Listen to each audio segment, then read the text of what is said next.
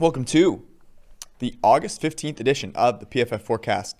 We have a fantastic post-preseason week one podcast. We're going to talk about how to properly react to the preseason in a betting fashion, and perhaps how you can bet on preseason week two in a smart fashion as well. Some of the takeaways, some of the things to maybe not take away from the preseason. We're going to get into some recommendations. I brought the hot sauces that Josh Hermsmeyer recommended a few weeks back. I'm going to do a taste test on the podcast. Maybe I'll rate them. Maybe my mouth will burn up. Who knows? Let's rock.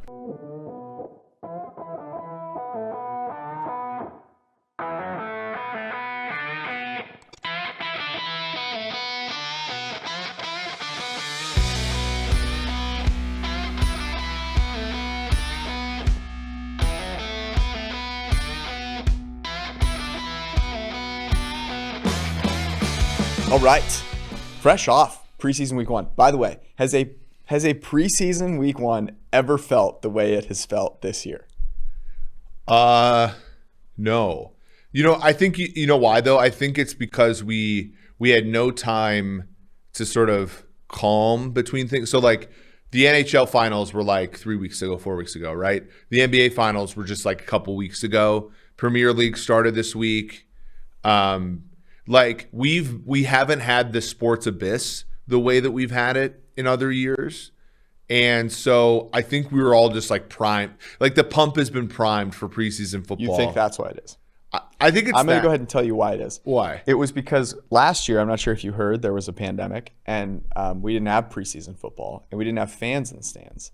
And this year there is preseason Sure, football. Of course it's different than last year. And there are fans in the stands. And here's the biggest reason. The number one reason that the preseason is exciting this year is there are like 6 to 7 quarterbacks that people are dying to evaluate. And we didn't get to evaluate any rookies last year. Yeah, that is actually true. That's pretty true. And also maybe the betting opportunities. Well, and that was something I think the funniest thing is all the people virtue signaling on Twitter about how much of a fucking loser or degenerate you are if you bet on the preseason. I'm going to tell you right now. Only about 1 to 2% of people are going to make money betting the NFL regular season. That number's higher in the preseason because there are just some rules that you can bet that will make you money. And like, if you're not willing to pick up that money off the floor, okay. The biggest, the one that I think is getting a lot of notoriety is unders. Unders did incredibly well, but 14-3, I think so far. Yeah, but there's a way, I think there's another step that you can take to further your bounty, right? If you're thinking about, are there really underdogs and favorites in these games? And maybe you can take advantage of a couple of extra points in those situations. Well, I mean, the fact of the matter is you can so Bengals, Bucks were 6-point favorites in that game somehow. But like that was a one-score game. Chiefs-Niners was a one-score game. Chargers-Rams was a one-score game. Colts-Panthers was a one-score game. Jets-Giants. Giants got through the back door with the teaser there. Ravens-Saints. Cowboys-Cardinals. Bears-Dolphins. Bills-Lions were all one-score games, as well as Eagles-Steelers and Patriots. Patriots football team was 9. But like, if you are getting there were a number of games this week where somebody was favored by 2.5. Mm-hmm. If you are not teasing that to 8.5 with a total of 35, you are insane. Like you are never going. It is a blast from the past. You are never going to get that kind of like you will get 2.5s in the regular season, but they're going to be with a total of 50, and you're losing a percent or two, not a percent or two, but like and per each bet, so it magnifies. Like there are unders are great. Don't get me wrong. Not every under would have hit, but the underdog teaser in this in this world fairly solid. The underdog teaser. Even the underdog, if you only have the standalone game, like that's what I did today. You should not tease totals in general just because there's not enough points. Are not worth as much. Exactly. But yeah, I mean, there's a ton of opportunity there. I'm not a DFS in NFL like expert, so I'm not going to speak to this. But there are a lot of people who do DFS on preseason. They find it fun as well. There's a ton of opportunities, and I think people are just growing in their appreciation for it, and it's easier to beat. Like, that's why it's fun. That's why the XFL was fun. That's why the AF was fun. Like, the NFL, if you're betting an NFL side at noon on a Sunday, you're going to lose long term. Whereas now you have this can get your muscles primed a little bit. This can get you some fun early on. Muscles primed. Now I'm excited. Yeah. Big guys got to eat somehow. All right, before we get to the quarterback evaluations for the rookies, which is going to be a lot of fun. If you want to know how well they played, you need a PFF subscription. All the PFF grading for all of these guys in the preseason, I might add, plus snap counts for all these players. You can find out who's playing, when, and where they're playing. It's super valuable, whether you're playing fantasy, whether you're betting. All available at PFF.com. You can get it for as low as $9.99 a month with PFF Edge.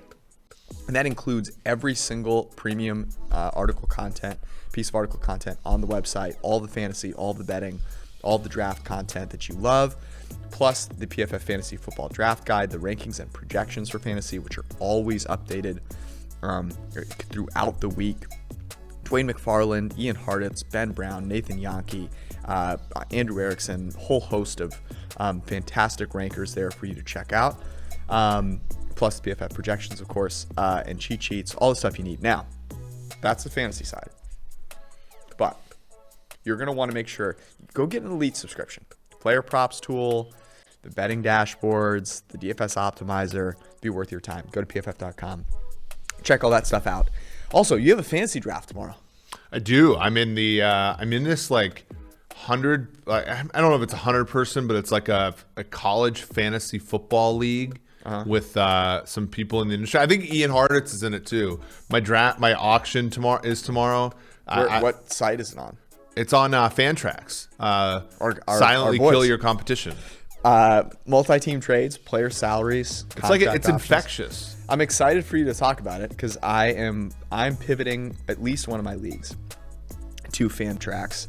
It's very exciting. Go to PFF.com. Go to Fantrax.com/PFF and sign up there. And if you do, you'll get a chance to win an expenses paid trip to a game this year, which is a bananas type of win, plus $6,000 of spending money to bet on the game. I don't know why you wouldn't do that. Fantrax.com/PFF promo code. That just reminds me of the time you took the teaser with the Niners when we were at the last minute in Miami. Mm-hmm. I feel like we do this. I would do the same thing again though. Yep, I wouldn't change a thing. Although maybe I would have dove for the ball if I were Emmanuel Sanders. No. Neither here nor there. I would have just fallen over if I was Damian Williams. That would have been awesome. If you are betting on things this weekend, there's obviously the preseason. You should go to DraftKings Sportsbook to do so. But also, the Pacquiao-Ugas fight is this weekend. And DraftKings obviously has you covered there. $1 on either fighter. And if they land a punch during the fight, you will win $100. So it's $100 of free bets. And then you can go bet them on preseason games. Has there been any sports league, George, that has won over the hearts and minds of the degenerates more than MMA?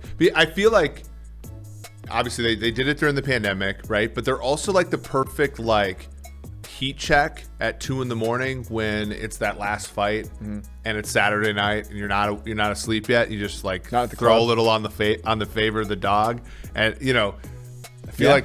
Yeah. Should the NFL institute something like that? A fight in the middle of the night on Saturday? A game at I feel like if they had the Monday night doubleheader, the second game would serve as that. No one wants to stay up and watch it. This is the worst thing about preseason football. They start games at 10 p.m. Thou shalt not start an NFL game at 10 p.m. Eastern. Thou shalt not. You want to do something that makes sense on Saturday night? Announce the players that are playing. Have Rappaport and Schefter announce the players that have been ruled out at midnight. We didn't even realize this, but this is another point of preseason. By the way, use our friends at DraftKings Sportsbook. But Courtney Cronin tweeted out all the Vikings players that were out, and Denver -1 first half was available for 15 minutes after that. That's why you use our friends at DraftKings Sportsbook to bet the preseason. The code is PFF. Turn $1 into $100, and the $100 into many, many more hundreds of dollars. You must be 21 or older. New Jersey, Indiana, Pennsylvania. Only new customers are the ones that are available. Applicable restrictions apply. See DraftKings.com/sportsbook for details. If you have a gambling problem, call 1-800-GAMBLER or in Indiana, 1-800-9-WITH-IT. Let's dive in to the games and talk. I think we got to start with the rookie quarterbacks, right? So you saw Mac Jones first, and then we had the other four plus Jordan Love, who's like a pseudo rookie because he literally didn't even put on a uniform last year. Yeah, it's like Kyle Lauletta, yeah, for the old timers. The real ones. We also had Nathan Peterman and Chris Streveler. And Nathan Peterman literally played like the whole fucking game. What a legend. He had 47 dropbacks. What a legend. Nathan Peterman and John Gruden was out there just like throwing him into the fire. We also had the Denver Broncos play a game in the preseason as if it was a Super Bowl against the second and third string Vikings, and that was incredible. But let's start with the rookies, and we'll parlay this into a conversation about offensive rookie of the year odds and then some defensive rookie of the year odds, because I have some takes here. And they're probably not what everyone expects, which is just going to be me praising Trey Lance as the second coming of Jesus Christ. I'll let you go first. Big takeaways from the rookies. Well, my big takeaway from the rookies is that statistics and small sample sizes are never going to satisfy people. So, when you look at the things that our grading system would value, like, I don't think anybody would say Mac Jones's performance made you reevaluate him in relation to Justin Fields, right? Even though his PFF grade was better. And I can tell you exactly why his PFF grade was better, because he got rid of the ball quickly. He was throwing the ball into some windows that were, not necessarily as open. And Justin Fields had some negative plays, right? He had fumbles. He had, some errant throws at the beginning. His touchdown pass to Jesse James was wide open. So we're not I could have made that throw. Like but so when you look at the grades, right? And you're like, oh, look, Mac Jones graded the best out of them. Trey Lance graded the, I think, worst out of them. Yeah. Like, that's just a snapshot into a lot of things, and I wouldn't overreact to that. It's really why, and look, you don't have to watch the games, but it's why you have to either watch the games or have models to really, use the plethora of data that's at your disposal to come up with a prediction for somebody, because otherwise you're going to say, oh, Mac Jones is the best of these guys, which is clearly not, in my opinion, true. But it does give you a snapshot into some of the things that are being optimized. So I don't think any of the quarterbacks, I watched them and said, oh my God, this guy can't play. That's my biggest takeaway. No matter what the grades were, I looked at all of them, including Jordan Love, and thought, oh, that was kind of nice. You make a really good point. The guys that, when you look at PFF grades today or tomorrow, whenever you're looking at them, they, in a small sample, are going to correlate really well with one thing: turnover-worthy plays. And there were certainly, Trey Lance had the most. I think he had 3. Justin Fields, I believe, had 2. He had 1 really bad throw and 1 fumble that was pretty bad as well. And as you said, in a small sample, I mean, you're just going to get killed. I mean, these guys had like anywhere from 10 to 25 dropbacks. Like, those things are going to be super unstable. So what I was looking for was something thematic about the way they played the game that either gave me, hope or maybe just like tempered my expectations a little bit. And I had a few things that came to mind. I actually thought Kyle Trask played decently well, like threw the ball nicely, which probably isn't super surprising. Let me start with Zach Wilson and Mac Jones, because to me, they both fell into a similar category. Mac Jones and Zach Wilson, Zach Wilson had 10 dropbacks. Okay, they ran play action on like a third of them, and he threw the ball an average of like 5.9 yards down the field. If you're looking at the fact that he had an almost 80 PFF passing grade and going like, oh, thank God, you've seen nothing really about Zach Wilson at this point. What I was encouraged by was what to me feels like a coaching staff that knows what the fuck they're doing. And like, they said, look, I'm not gonna put you out here and have you, put the team on your shoulders and try and win a Super Bowl here. I want you to get some reps. I want you to, run some outside zone. get some handoffs, run some play action. Like those things, I thought that was really exciting from the Jets coaching staff. He got the ball out quicker than any other quarterback, and I think that he only threw one pass over 10 yards in the air, and it was in the middle of the field, which you do like to see. And here's the thing, like he's going to throw the ball downfield. I'm not worried about that.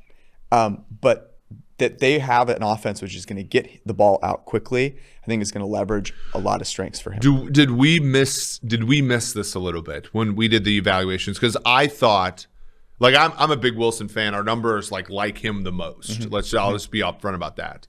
But did we miss the fact that we looked at that 49ers position as the coveted one if you want to get the most out of the player's ability? And I still think that's true. Is the gap between them and the Jets closer, given the connections between LaFleur and Shanahan? We know Shanahan's the guy that does, but he's on the tree, and we've seen LaFleur have success. We've seen Arthur Smith have success. We've seen guys on that tree have success. And because you look at that team, Corey Davis isn't bad. Elijah Moore's healthy. He's going to be fine. They have Mekhi Becton's a first-round pick. Elijah Vera Tucker's a first-round pick.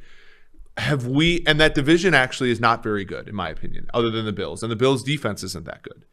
Have we underrated how cushy that situation? No. Because we always say, it's the goddamn Jets. That's all we'll say, right? I kept waiting for you to end that point so I could ask you which crystal meth depot you stopped by on the way over here.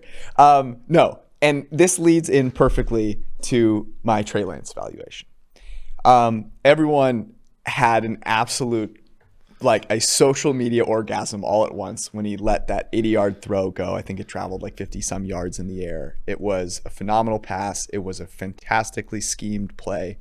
And my takeaway from the Niners is, I think this is going to surprise some people. My takeaway from watching Trey Lance and the Niners is this. Trey Lance is absolutely right now the quarterback that you should play if you're the 49ers. And it's not even close. And this is what I said when they drafted him, which is if it's not very clear that he should be the best, that he's the best quarterback on that team by week 1, then you fucked up that pick. Okay? And I think it was really fucking clear. By the way, did you listen to the 49ers broadcast, Tim Ryan? They're on the take. Jimmy Garoppolo is ready to take his spot among one of the best quarterbacks in football. The propaganda machine is thick. Let me continue. Having watched Trey Lance play that game, though, I really think that the Niners should give Garoppolo a couple of starts. Let me tell you why. Okay. So Trey Lance played that game like he was playing Madden. This dude was just out here slinging it. And I love it, okay? Yeah, he didn't give a fuck. I absolutely love it. But this dude, he was playing free and loose. And I think if you play the whole season, I think there's a good chance that he figures it out along the way. But I would make a statement to him, which is look, dude, you have a set of physical tools that maybe no one in the league can match outside of maybe 2 or 3 guys. You can be really, really, really freaking good, but I want to impress upon you how important it is not to be an idiot. I'll also say this. Trey Lance had 3 passes dropped, and the 49ers offensive line that he played behind had a 8. Chris PFF Jones pass teabagged that right guard on that one. He actually got rid of the ball relatively quickly. His time to throw was 2.7 seconds, 2.68 seconds. And he took, I think it was 4 sacks here. And I went back and rewatched those sacks, and it wasn't, in comparison to Justin Fields, who we're going to talk about here in a second, Trey Lance was not holding onto the ball for an extraordinarily long amount of time on those sacks. It was his guys were getting blown up. Now, does he need to do a better job of one of them was a blitz, and maybe he could have picked that up or whatever it is? Yes, but I'm not overly concerned about those things. The secondary receivers for the Niners are also not that good. Correct. And the Chiefs, and I'll say this: the Chiefs don't have an elite defense. And Brandon Ayuk had one of the worst drops you'll ever see. Yeah, he spiked that ball. But the other thing is, I'll say this: the Chiefs actually, they don't have an elite defense, but they actually have fairly good depth, and they're not a bad group. So that was not a cakewalk in your first start. I also thought that there were some passes. Like I actually thought the Chiefs, other than they had their undrafted safety got beat on the first touchdown. Like I felt like they covered well, and Lance had like not great windows to throw to, and they were windows that like if you had a starting caliber receiver, like you catch some of them. I thought he looked lively. I thought he looked comfortable in the pocket. I disagree with you though. I think they should like look when you look at the Chiefs the 49ers schedule. When do you start him? Because you go to Detroit. I mean, then you go to Philly. Then you have Packers, Seahawks, and then you go to Arizona.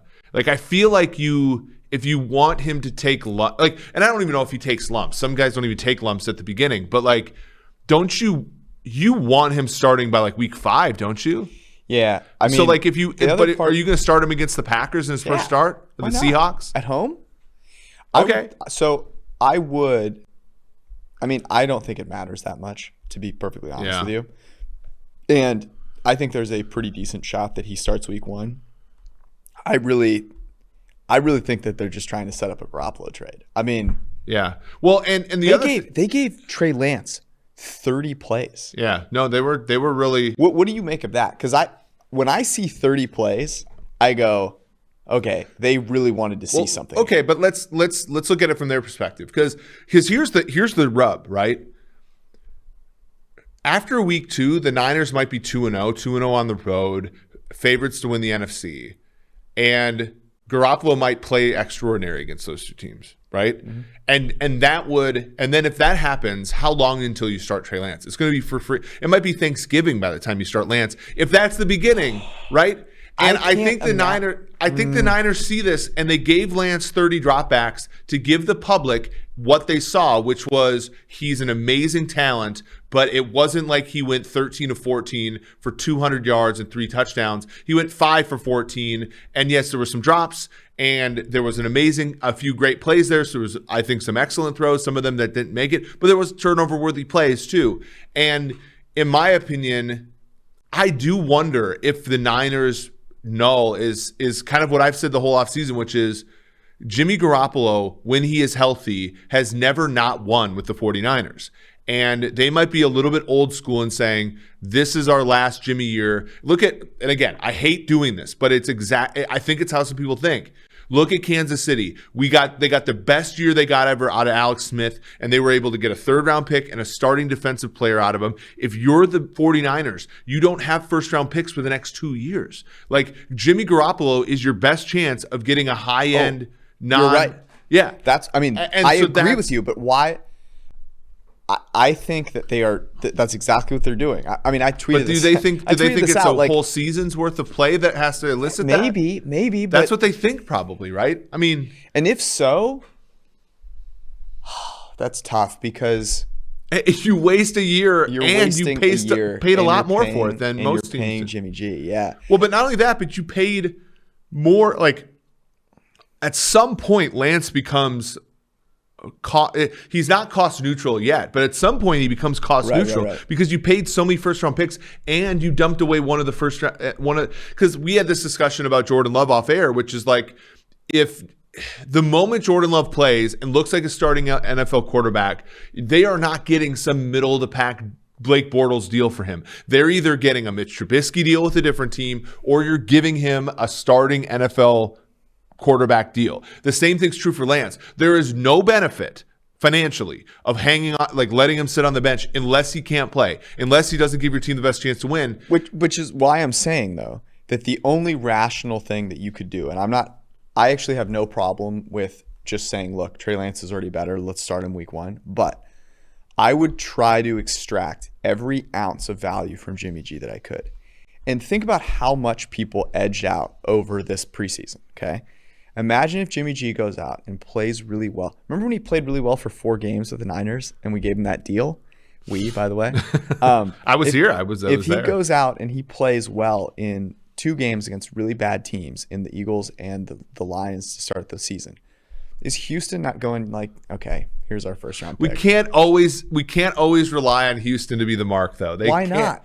Well, because Houston still think, well, for one, they're not trading high draft picks because they just like if there's any rationality there. If I'm David Culley, I'm like, look, man, I'll take this job. I know it's a lemon, but like you have to at least let me have one first round pick. Like I don't know if he has that pull.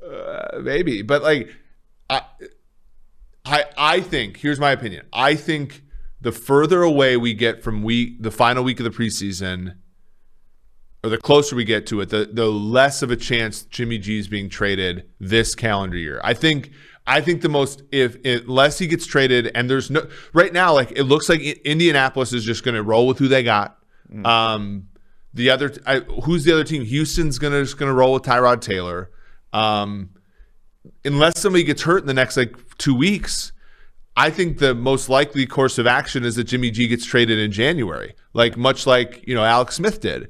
And so that's what I think you have to wonder against, because again, if you don't start Lance week 1, it's the same thing. Look at and again, I hate bringing this part up, but the 2017 Chiefs, you and I thought they should have started Mahomes at some point, and the problem was they started that season 5-0. Right? Then they sucked for a while. Really sucked, yeah. And they got to 500, and then there was like that was the time. And then even then, there was so much like Alex was playing so well relative to expectations that it's just like it's so hard to overcome that inertia, right? And like I'm not saying that's going to be the case for the Niners, but the Niners have the easiest schedule in the NFL. Like, where are the hiccups on the Niners schedule? I'm just going to say this though: the Chiefs traded up. I know they did. Okay, but the Niners trade up to fucking 3, yeah. Man. And here's the last thing I will say about this.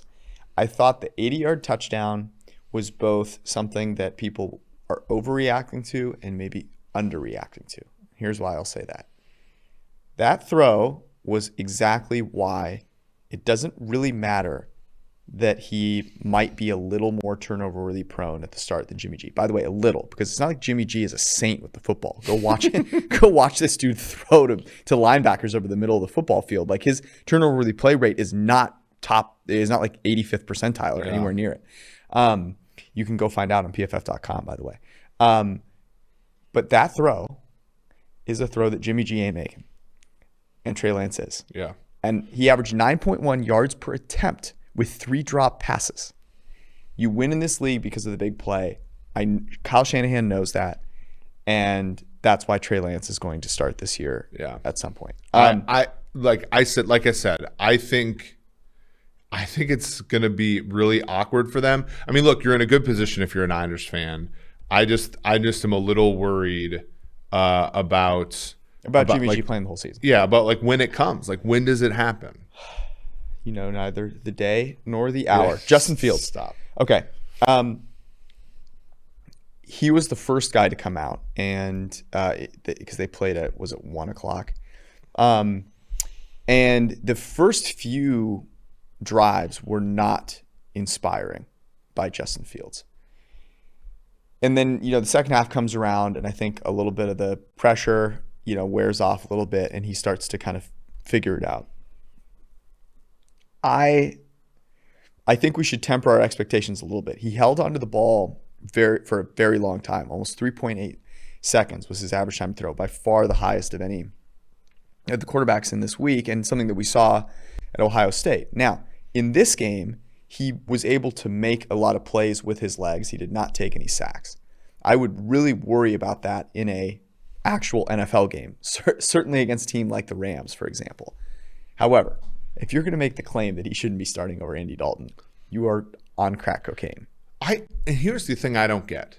Okay, you know what? The play that Joe Burrow got hurt on was 2.5 seconds in the pocket. It wasn't like, and it was a guard that got thrown into him. It wasn't like this play that was characteristic of not having a great O-line. It was a fluky ass play against the Washington football team, which, by the way, was like week 8, 9 in the season. If I have to see one person say, look, I'd love to see him start week 1, but against anybody but the Rams, it's just like fundamentally misunderstanding where injuries come from. And the fact of the matter is, like, the Bears' schedule is not easy at all. We're talking about a top 5 schedule in football, difficulty-wise. And you're just going to dump one of the games early on because you're afraid that this guy that you have for 4 years with a 5th-year option is going to get injured in his first game? Come on. Oh, no, I don't think. No, but that's what people, if you read on there. I try not to read things on Twitter. But that is part of that has been part. I'm simply saying that I would expect it to be a little bit of a tougher road if you hold on the ball for 3.7 seconds. Yeah. Against a real NFL defense. Yeah, but what's the alternative to me though is the alternative is getting blown up because you play Andy Dalton. Yeah, Andy Dalton out there skittish, throwing the ball, looking like Nick Foles. Like if you watch that Monday Night Football game between the Rams and the Bears last year, it was the worst display of offensive football all season. Mm-hmm. And at least with Justin Fields, you have a chance. And I think the Rams defense, by the way, is a little overrated right now. Like you lose Johnson, you lose Troy Hill, you don't have great linebackers to speak of. You lose Brandon Staley. You paid $16 million to Leonard Floyd, who's not all that good, and you have and the Bears' offensive line. I don't think, but they got Jason Peters. Like you have to play him right away, and you have to rein him in a little bit, but ultimately, like, how if you're Matt Nagy, do you play a whole season with Andy Dalton and keep your job? You can't. And so what's the difference between some point? What's the difference between playing him week 1 and playing him week 3 after you're 0-2? There shouldn't be. It's only that he gets fewer reps. I thought that I think one of the takeaways I have from watching Justin Fields and Trey Lance play is that I would not be surprised if both of them have seasons where their PFF grade might not look great, but they make a ton of big plays for the team and are ultimately successful. I think it's actually similar to Deshaun Watson's rookie year. Yeah, or like Andrew Luck. Yeah. And I think it's something that we'll learn as the season goes on. But both of those guys, this is a no-brainer. If you want the best chance to win a football game and you're the Chicago Bears, Justin Fields is your guy, and it's not close between him and Andy Dalton. So let's look at the Offensive Rookie of the Year odds right now. Trevor Lawrence, who we have yet to talk about, 3-1. Justin Fields plus 650. Trey Lance is 7-1. Najee Harris 8-1. Kyle Pitts is 9-1. And here is currently my favorite bet: Zach Wilson at 10-1. Because my takeaway was it wasn't splash plays in the preseason. It's like, okay, whatever. What I was impressed with was the structure that they have there. I think that offense is going to put him in a chance, in a place to make a lot of plays. And in New York, he's going to get plenty of attention. He's 10-1. That's probably my favorite bet right now. Mac Jones is also 10-1. Jamar Chase is 10-1. Devontae Smith, Jalen Waddle, 18-1. So is Javonte Williams and Travis Etienne. Trey Sermon is still 35-1. It's different in other places, but like he got the start. I know Mostert was out, but like Trey Sermon got the start. He got the passing down stuff. Yep. He looked good. That's one where you look at that offense, and if you want to hedge against the Trey Lance thing, you could go with him. Elijah Moore, Michael Carter are also two guys that in that Jets offense could get some run. I don't know how you can buy into any of these wide receivers right now, right? Like Chase plays for the Bengals, and it doesn't sound great for them, although you could fade that narrative a little bit. Smith plays for the Eagles, and they're going to stink. Waddle has not looked like healthy at the beginning of camp. Like he still has that gait issue. So like those three guys, I don't think you can really touch. Kadarius Toney's playing for Jason Garrett. I don't think that's going to ever happen.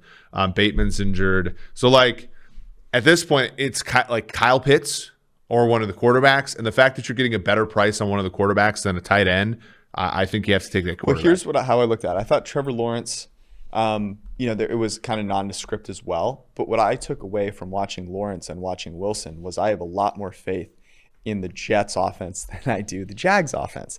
The Tim Tebow failed attempt at a block, notwithstanding. The Jets, the Jags do have top 100 running back James Robinson. The problem is that they drafted a running back in the first round.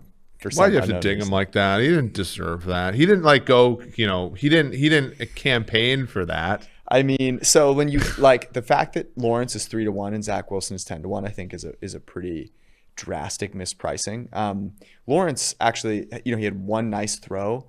It was not it wasn't fantastic elsewhere. As we said, we talked about this. Like, if you don't have a turnover-worthy play, then your grade's going to look decent. If you did, your grade's going to look bad in a small sample. That's just the way the cookie crumbles. Lance and Fields, I think, are getting a little too much juice, given that there's a good chance they don't play the full complement of games, whereas Zach Wilson is the only guy there in New York. Defense Rookie of the Year odds. Let's do this quickly. Micah Parsons, 5-1. Jamin Davis, plus 750. Kwity Paye, 10-1. So is Jalen Phillips. Jeremiah Owusu-Koramoah, Zaven Collins, Patrick Surtain II, J.C. Horn are 14-1. Jason Away, Azeez Ojulari, 16-1. Gregory Rousseau, Nick Bolton, 20-1. As is Christian Barmore and Trayvon Merrick. Carlos Basham Jr., Peyton Turner, Greg Newsome II, Caleb Farley, 25-1. The list goes on. The beat goes on. Here's my favorite one so far. Joe Tryon, 35-1. First round pick of the Tampa Bay Bucks. So that means he's going to be on TV a lot. That also means if he plays well, guess whose social media is going to talk about him? Tom Brady. He has the benefit of being a guy that they want to play, a very good team, and when he is rushing the passer, he's going to have other guys on the other side of him that are going to get attention. Also, like one of the worst, if not the worst, schedules of opposing quarterbacks. And a schedule full of teams that aren't very good either, meaning that there's a lot of opportunity to rush the passer. As a second stringer, he could come in at the end of games and get sacks. Like he's going to play, man. I don't hate that. He is going to play like meaningful stuff. I'll just say this: if you take Parsons, Davis, if you take any of these people that are 21 or less, you're a peasant. Like you just don't get it. I will say this once again: Micah Parsons. I have nothing against the guy personally. I'm not going to get into like the off-field stuff. His persona in Hard Knocks is one of the most cringy things on the planet that cannot age well. I can't wait for Hard Knocks Part 2, by the way. I'm having so much fun psychoanalyzing the Cowboys. I'm off on the Cowboys as of right now. Dak and McCarthy not on the same page. Micah Parsons out to lunch. God. Not good. My favorite Cowboy right now is Zeke Elliott. The worst number, by the way, of these is Chaz Surratt, 40-1. Like the Vikings' fifth linebacker somehow. I knew you had to 40-1 here. I actually will never put a dime on any of these because I just don't. But the Tryon one is one where if I thought, if I still don't know if that's like good value, but it's probably the best value among these. I'm a finder of value. I actually really like that one. I bet that one, and I did sprinkle a little bit because I didn't have any on Zach Wilson. I do like him at 10-1. Sprinkle's solid. So we want to talk about a couple of other things, but I did notice this. Remember we talked about week 1 lines last week? Tampa Bay 6.5 now. That is not because I moved it. I'm just letting you guys know. I'm letting the people know. Yeah. It's now 6.5. So go get your teaser it's money. It's not that much different though than. So I got -7 at -105, -6.5 at -115. There is obviously the index there being what it is. Interesting that the Niners are now only -7. Jets are 4.5. Like, I don't. Unless PJ Walker's playing, like I don't. Why is Darnold not playing? Why is Sam Darnold not playing? Like, what has he deserved? Sam Darnold has been nothing but just complete butt cheeks for his career, and they're like, no, we can't play him in preseason week 1. Wrap him in the plexiglass. Heaven forbid he plays poorly again, and then we have to actually find a real quarterback. God, that would suck. Can we go back to the draft and take Justin Fields? Yeah. Can you explain to me again why the Giants are underdogs at home in week 1 against the Broncos? I can't. And it's 1.5, and I hope that people are all over the Broncos after beating up on the third string of the Minnesota Vikings. The Broncos came out and played that game like it was the Super Bowl for them. And good for them. They beat the Vikings. The Vikings looked like they couldn't have beaten our flag football team. Yeah. Yeah, it looked bad. I mean, and interestingly, Zimmer was just so livid after the game. Good. But yeah, that one, the week 1 bet that I'm the most nervous about is Minnesota. Minnesota's -200. I have I think the Vikings Bengals might be one of the worst week 1 games. Like just two teams that are like pillow fighting for Eagles Falcons also in the running for that week 1. I'm rolling over all my preseason winnings, by the way, to week 1. So we're gonna have a glorious week 1. I encourage all of you out there to do the same. We did want to hit one other thing here, which you brought up, and I thought it was very interesting, which is the concept of investing in a backup quarterback. Mm-hmm. Now, we saw a lot of backup quarterbacks play this week. I thought Philip Walker was maybe the most impressive. I think there's a good chance he's just better than Sam Darnold, to be perfectly honest with you. Yeah. But give us your take there. Well, PJ Walker, I think, is a perfect example of the current state of the league. So this was Emery Hunt's tweet. He said, not breaking any ground here, but teams need to invest in backup quarterbacks. And I actually don't know if that's true. The league has done things that have made it extremely negative EV to pump. And I wrote an article on this site last year, 15 months ago or so. The league has done a lot of things that have made investing anything more than $2 to $4 million on a backup quarterback a negative EV move, right? So Marcus Mariota, great football player, good backup quarterback, but significant, his cap hit was $7, 8, 9 million last year? Mm-hmm. And would have been nice for the Raiders to have an extra defensive player at some point on the team. Yeah. And you look the field at some point. But think about this. So 2011, because I'm a big fan of historical quarterbacks. You look at some of these teams that have made the Super Bowl in recent seasons, right? Let's just go back to the last time the Niners won. Stan Humphries, quarterback the Chargers. He was a third string quarterback for Washington when they won the Super Bowl previously. You look at, for example, the 1999 St. Louis Rams. Kurt Warner was the third string quarterback at one point, a developmental player. You look at Tom Brady was a third string quarterback as a rookie, a 6th round pick, a guy that might not have even made the team in New England under current conditions.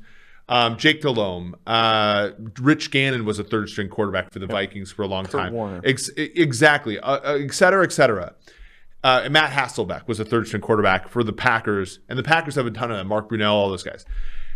But in 2011, so it used to be a rule that you had 7 inactive players, and your 8th inactive player, you could designate as a player that would dress for the game but only play in the fourth quarter, or if your first 2 quarterbacks got hurt, and then your other 2 quarterbacks were ineligible to go in the game. In the 2011 CBA, they eliminated that, and so that player can be anybody, and they can play the whole game. Well, some teams just didn't dress their third quarterback, and that was fine. And a lot of teams responded by only rostering 2 quarterbacks and putting a third guy on the practice squad. Right. Well, what does the third guy on the practice squad hurt you as? Well, for one, he's available to any team to sign, right? So there was a season in 2014 where Case Keenum started the year on Houston, got cut, spent the entire season with the St. Louis Rams. And then when Houston lost all their quarterbacks and needed a guy to play for a chance to get in the playoffs, they signed Keenum to start 2 more games.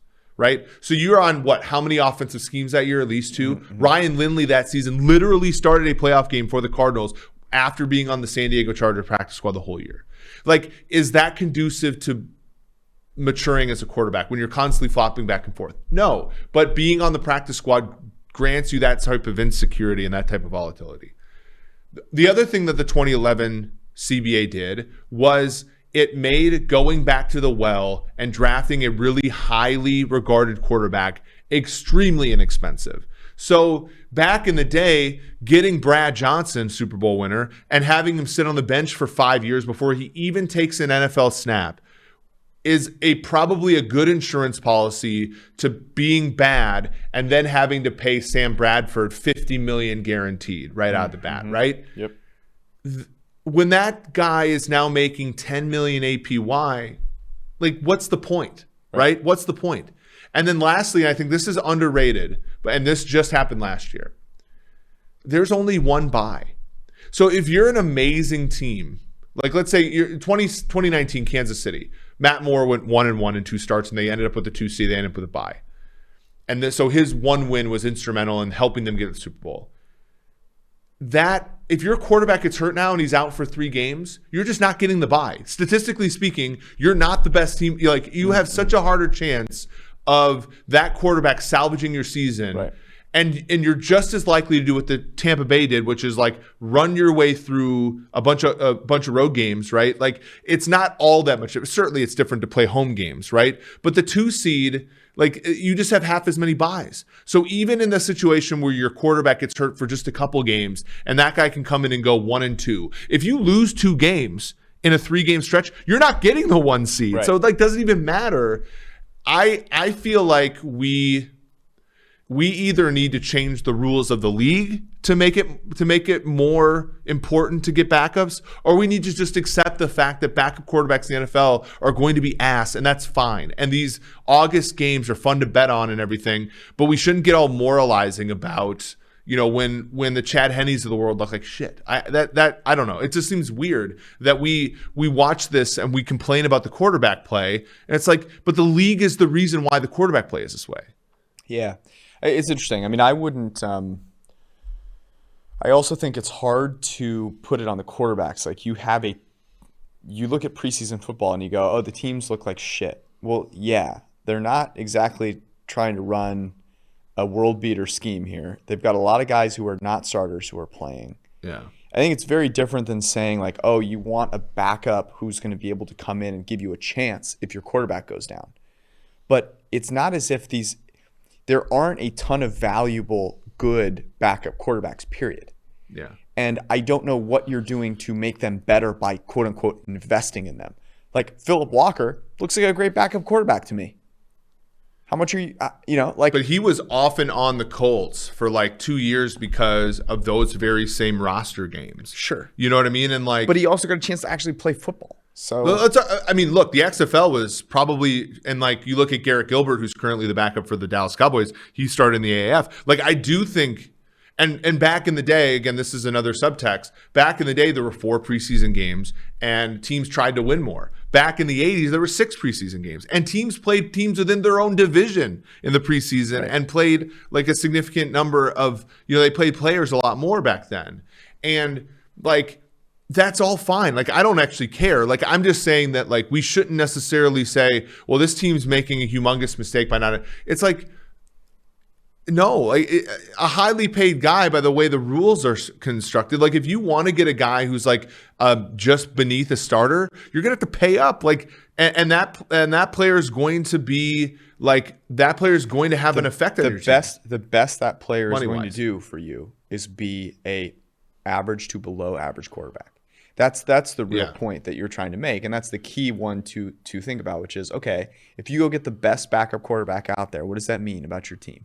Well, that means if your number 1 guy goes down, you're going to be just good enough not to get a good draft pick. When we even look at the in my opinion, the best team in football history, which is the 89ers, right? They had Steve Young and they had Joe Montana, and and Bill Walsh barely kept it together, right? Because it was so difficult for those guys to coexist. Yep. And that's like what you get, right? And like Steve Young's a Hall of Famer, and he certainly deserves that honor. But like, they probably like there were people who like preferred Steve Bono to him at one point. Right. Like it's just like to me, it's again, it's so inexpensive in the NFL to change course and make young, cheap quarterback du jour your guy. Mm-hmm. And teams that don't want to do that, teams that want to sort of like mess around. And like the other thing is like, think about this. On the total other side of the spectrum, if let's say the Vikings or the Detroit Lions or the Los Angeles Rams or somebody with a highly paid quarterback who is not invincible decides they want to bench their quarterback, right? Because that used to happen a lot more often back in the day. Guys used to get benched. Like Montana would get benched for Young for ineffective play. You're not doing that, right? You're not benching Kirk Cousins when he's making 25 to 35 million a year. So like, what's even the point? Like, actually, that's part of like their approach to the quarterback position. I haven't hated at all, which is they got Sean Mannion to be his backup because he's no threat at all and he's cheap. Like that's probably perfectly fine, right? And even like this Kellen Mond thing is going to generate expectations that are probably unfair to Mond. when we started talking about Kellen Mond, that's how you know Yeah. it's time to move onward. Let's do some recommendations here. I'm going to set up the testing here, and I'll let you go first with your recommendation. Yeah, it's been as I've talked about a couple of times during the week. It's been a long week for us. We're trying to get products to market and stuff. So I have not read much this week. Here's what I'll say: at least for the next month, when you don't have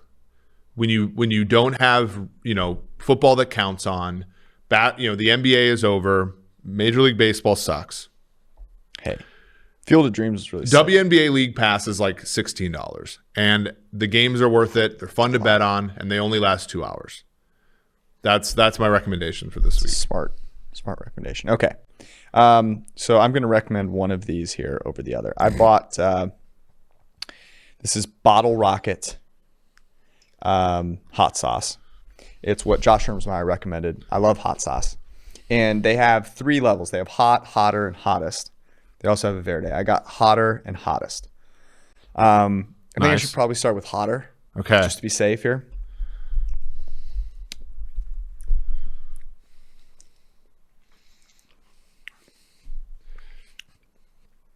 That's pretty hot, by the way. Is it good? It's very good. So, in my opinion, one of the keys to a really good hot sauce is it has to have good flavor before the heat overpowers. Before it barrels over you, yeah. And I have a pretty high tolerance for hot sauce. One of the things I hate is hot sauce that isn't hot. This is not it.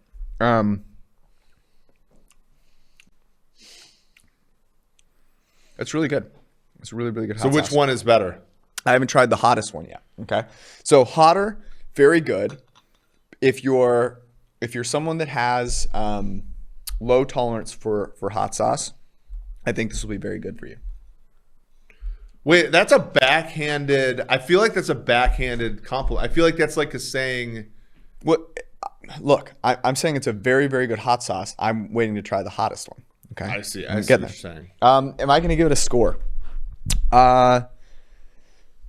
Yeah, I will give it a score. It's not. I still think that my favorite hot sauce is, which is Allspice Cafe, is one that I like a little bit more. This one is very, very good. Allspice Cafe? Yeah, Cayenne Habanero. This is very good. I would say this is like an 8.5 out of 10. It's very good hot sauce. Okay, here we go. The hottest.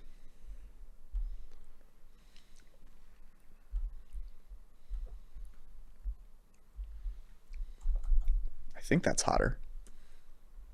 Well, you've already been prepped. You need the soda crackers to come in if you're going to actually be a taste tester here. I had some water. That's really good. That's excellent. So it's definitely hotter. It's got a lot more chili flake in it. Okay. The taste is honestly chili flake season. The taste, they're basically the taste on the front is the same for both. Both extraordinarily good from a taste perspective. Okay. A lot of chili flake in both of them. The hottest one, certainly going to be very hot for anyone that doesn't have like a high tolerance. I personally like the hotter side of things a little bit better. So I'm going to say the hottest is a little better in my opinion. I'm going to go 8.7 on that. I feel like this is really high for the first time but I don't even touch hot sauces unless I think they're really good. These are both excellent. Bottle Rocket hot sauce is the brand. You should go check it out. Like, just Google it. I don't even know what the URL is. I recommend both of these. I'm just eating hot sauce with my fingers at this point. That was our podcast. As one does. That's our podcast. We'll be back with you next week. Love you all. Peace.